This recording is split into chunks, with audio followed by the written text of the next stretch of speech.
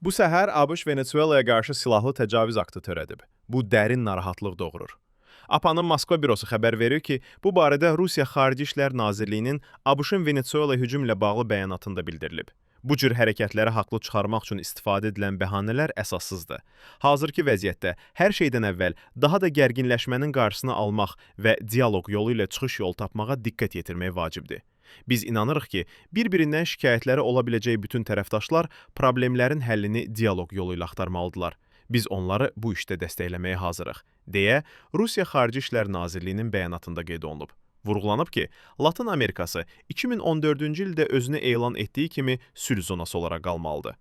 Venesuelanın heç bir dağıdıcı, hərbi xarici müdaxilə olmadan öz müqəddəratını təyin etmək hüququ təmin edilməlidir.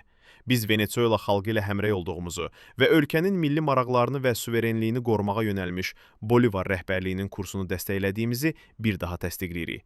Biz Venesuela hakimiyyətinin və Latın Amerikası ölkələri liderlərinin BMT Təhlükəsizlik Şurasının təcili iclasının çağırılması barədə bəyanatını dəstəkləyirik.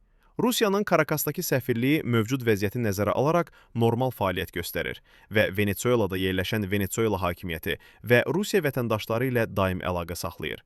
Hazırda Rusiya vətəndaşlarının xəsarət alması barədə heç bir məlumat yoxdur.